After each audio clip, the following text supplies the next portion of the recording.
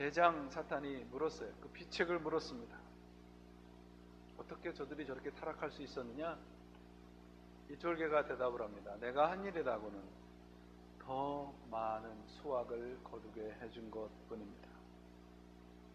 남아돌자 농부는 하나님이 주신 선물을 자기 쾌락을 위해서 쓰기 사용했고, 그때부터 우리 인간의 마음 안에 묶여있던 늑대와 돼지와 여우의 피가 다 뛰쳐나오더라는 말이에요. 이건 톨스토이가 쓴 악마의 빵 한 조각이라는 글의 내용입니다.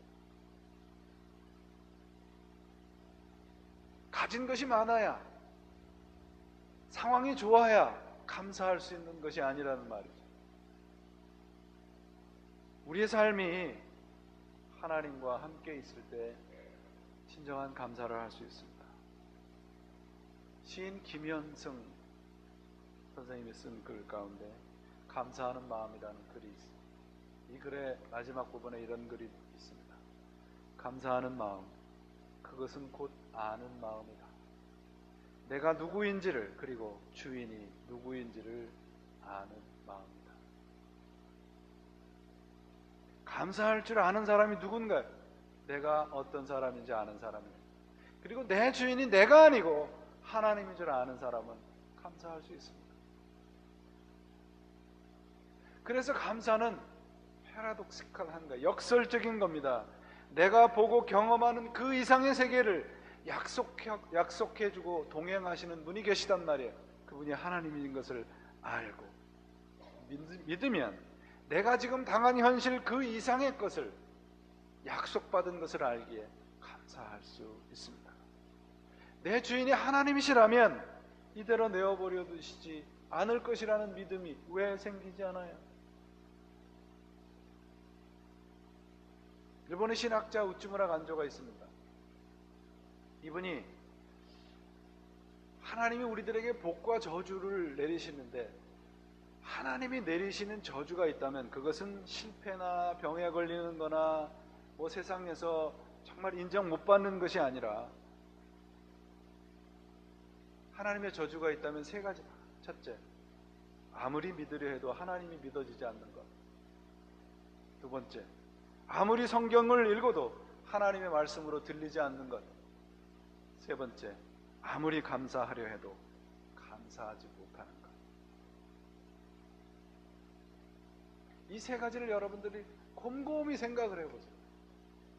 공통점이 무엇입니까? 내가 주인인 채로 내 신념으로, 내 힘으로 살아가려는 사람은 결코 감사할 수 없습니다. 결코 하나님을 믿을 수도 없습니다.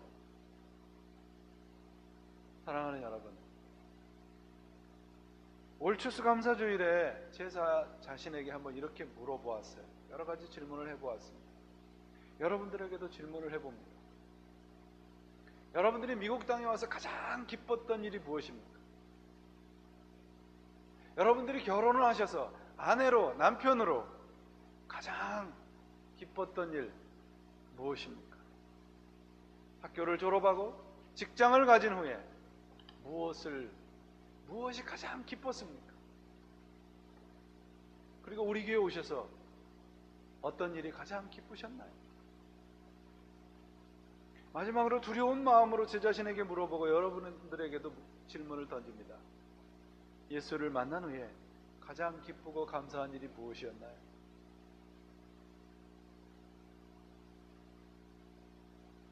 제 자신을 돌아보니까 너무도 많은 순간, 많은 시간, 너무도 모든 것이 당연하다고 생각하고 살았던 것 같습니다.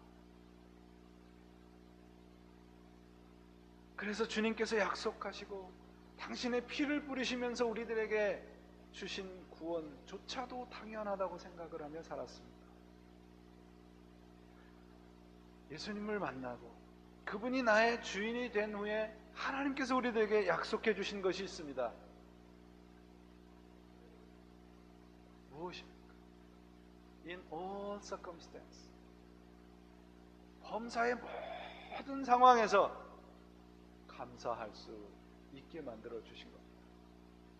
In all circumstances. 좋은 시간, 행복할 때, 그때만이 아니라 In all circumstances. 내 가치와 생각과 모든 것이 바뀌는 거예요. 상황에 상관없이 하나님을 믿을 수 있고 하나님을 따라갈 수 있고 감사할 수 있게 만들어준 겁니다. 그런데 왜 이런 마음들이 차츰차츰 없어져 가는가? 모든 것을 당연하다고 생각하는 순간 우리는 이런 마음들을 가지지 못하게 됩니다. 감사의 마음을 잃은 것은 우리 인생의 모든 것을 당연하게 생각하지 않는 것에서부터 출발을 합니다.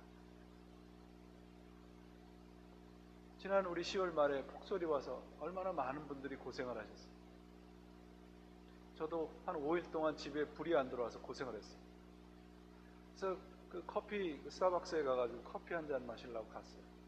제 앞에서 커피를 사는 분이 그 커피 그 파는 분한테 여기 파워가 안 들어와서 지금 너무 불편하고 아주 그래서 막 불평을 하니까 이 커피 파시는 분이 나이가 좀 지긋하신 여자분이었어요.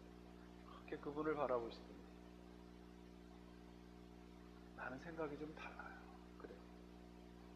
그러면서 그분이 하시는 말씀이 뭐냐면 이 며칠 안 되는 전기가 들어오지 않는 순간 내가 누렸던 것을 당연하지 않게 생각할 수 있는 귀중한 시간이었습니다.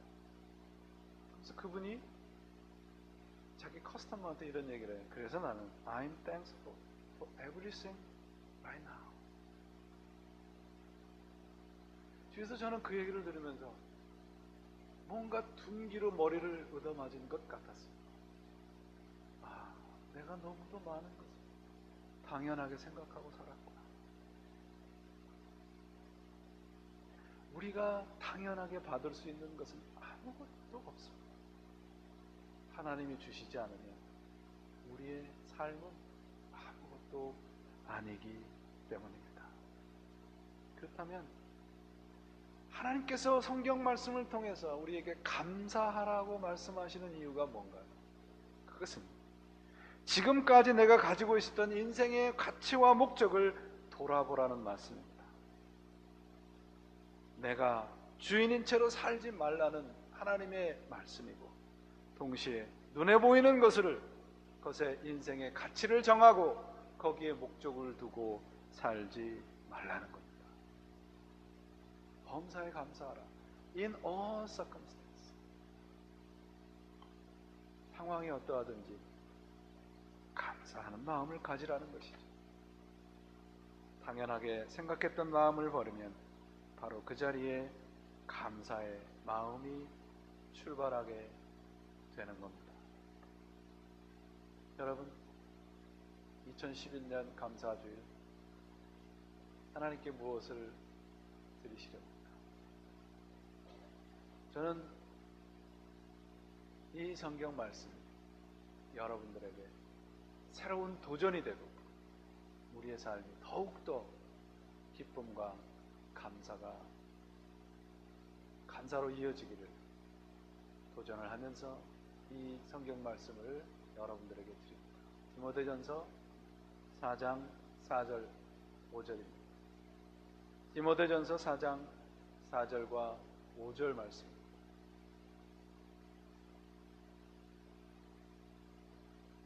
한 목소리를 읽어보죠. 디모데전서 4장 4절 5절 시작. 하나님께서 지으신 것은 모두 다 좋은 것이요 감사하는 마음으로 받으면 버릴 것이 하나도 없습니다. 모든 것은 하나님의 말씀과 기도로 거룩해집니다. 아멘. 하나님께서 지은 것은 다 좋은 것입니다. 감사하는 마음으로 받으면 모든 것에서 버릴 것이 없이 우리의 삶은 더욱더 풍성해질 것입니다. 여러분들에게 이런 마음들을 회복시켜주는 2011년 감사주일이 되시기를 주님의 이름으로 축원을 드립니다. 기도하겠습니다.